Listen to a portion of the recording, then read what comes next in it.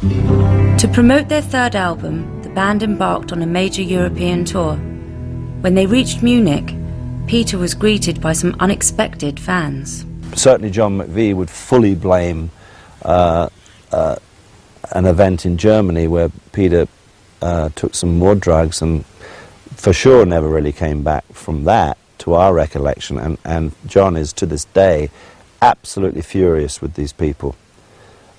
We call them the German jet set, and they captured Peter completely and pulled him away. We got to Munich airport.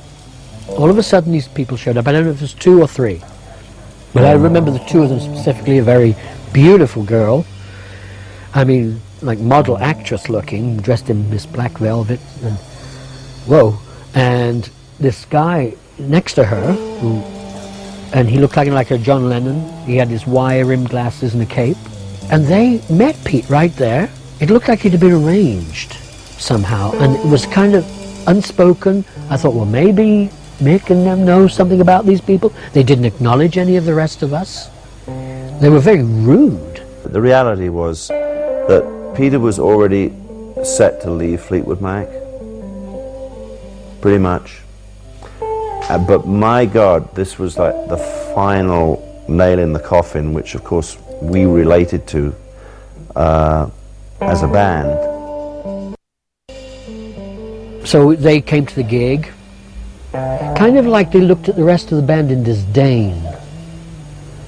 And I don't know if it was musically, they didn't think we were quite in the zone enough or whatever it was. They're very intellectual types, you know. They said, oh, there's a party we've been invited to at the this big, huge mansion place in the forest. We went out to this sort of mansion, pseudo, you know, big old weird house.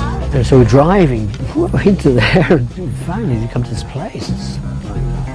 And it was a kind of hippie commune sort of thing, with weird stuff going on in all the rooms. That girl was there. She was one with the psychedelic painted walls and everything, but a rich, rich place. There was definitely some money flying around. They were like German aristocracy-ish. Arrived there, I got out of the van. Dennis Keane comes walking up to me, he's shaking in his boots. And he was stoned too.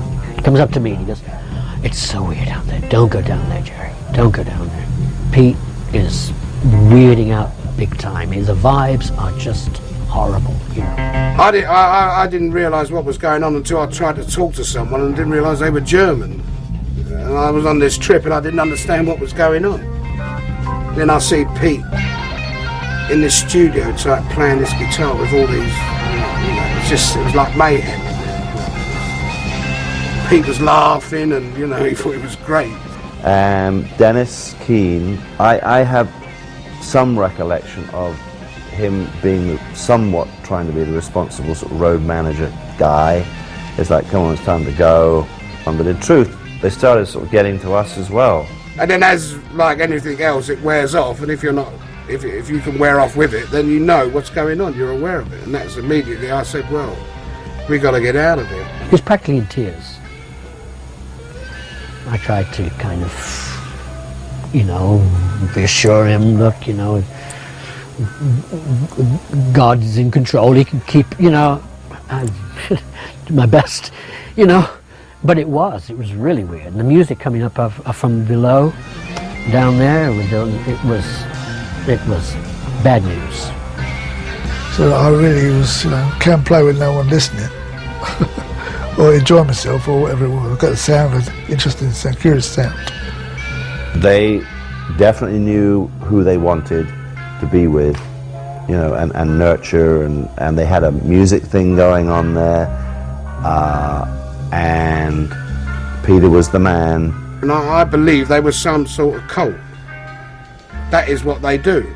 They get you in and they strip you of your identity, of your belongings, of your money, and it helps them to become more powerful. And the reason I say that is because they very likely were just starting up, and Peter Green was a prime man who's making millions. And he did give off this religious look, Peter. So Pete says, so what do you think of my playing then? You know, and I said, shit.